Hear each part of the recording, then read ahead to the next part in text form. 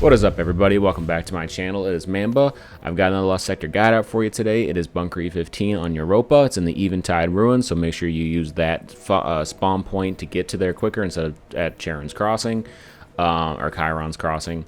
I am using my Night Stalker build today, just for survivability. I do it so I can go invisible on each and every void ability kill, and I can live longer and kind of like go through this as fast as I want without dying or being stealthy and not, overloading myself.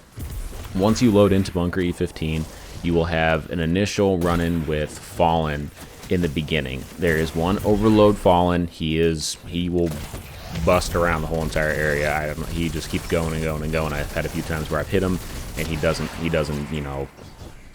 stay down.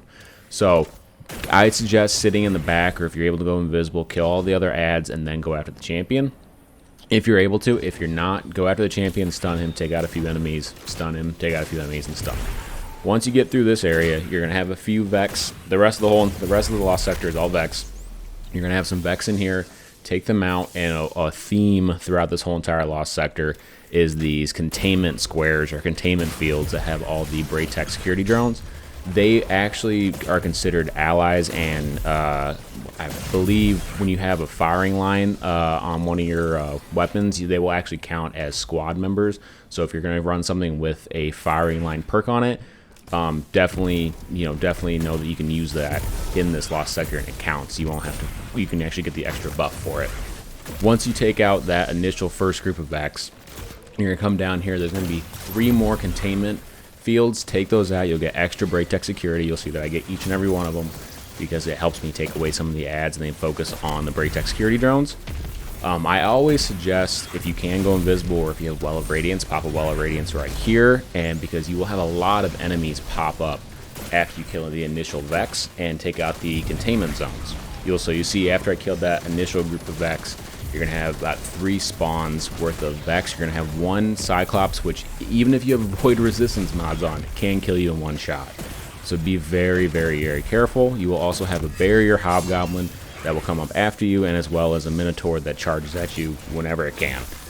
Take out the Hobgoblin as fast as you can if you want. If not, he has a line gun that can do some serious damage to you, but it is not part of the surge today, so it won't kill you in 1 shot. Take out all the enemies, and then you're going to go forward past here. Don't forget about the containment zones, because having more of those Braytech security drones definitely helps in the end, because it kind of takes away some of the aggro from some of the enemies. They will actually go after the Braytech security drones over you. Now, in this room, before the boss spawns, you're going to have a few groups of Vex. I suggest working in a clockwise rotation. It's just me. Be very careful of the Wyvern that is up here. Again, I don't know if it's the fact that they added more difficulty to Lost Sectors, but I feel like even when there is a surge that you have resistance mods against, it doesn't really help. I have 2 resistance mods on before I even ran into something different, and I was just getting annihilated by Void Blasts way too quickly, and it doesn't make any sense. But I digress. Once the boss spawns, if you do a certain amount of damage, you will have 1 overload champion that will spawn. I suggest taking him out as fast as possible, because it is a Minotaur and it will just keep following you. If you have Osteostriga, I actually say use Osteostriga over the Monarch. Or if you're using Strand, definitely have the Shackle Grenade with you, because that will just help out in keeping them away from you. But I'm using my Night Stalker build. It's allowing me to run around and be invisible and just kind of be, anywhere I want to be. Definitely pick at the boss. Don't try and do head-on stuff with him, because it is void. He fires off void cannon blasts that do like half your health in 1 shot. So be very careful, and there's also an AoE effect.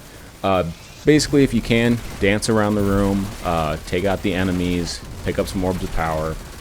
If you are using a Well of Radiance build or something like that, I suggest actually at the beginning, once the boss spawns, you pop your Well of Radiance, sit in it, do as much damage as you possibly can, and when you know you have like 4 or 5 seconds left, you just bust out of there if you can. After you get the boss down and you're past a certain time, if you don't burn the boss down fast enough, you will have a secondary overload Minotaur that will come after you. Take him out as best as possible. I kind of screwed up here because I was behind him, so I couldn't get to his critical spot. So I basically went around, killed some enemies, picked up some orbs to to give myself some devour and get myself back in the fight. Once you get through that area, once you get through the last Overlord Minotaur, just focus on the boss, take him down. This can be a long lost sector. If you guys find a way that you can do it faster, you know, let me know. I'd love to know. Like I said, this lost sector is always giving me issues. I don't know if it's just the fact the way it's set up, but I've never been able to get it down fairly quickly just because the boss has the shields, and I always kind of screw up somehow. So if you guys find another way to get this done faster, let me know. And I'll see you guys in the next video. Don't forget to like, comment, and subscribe, and peace out.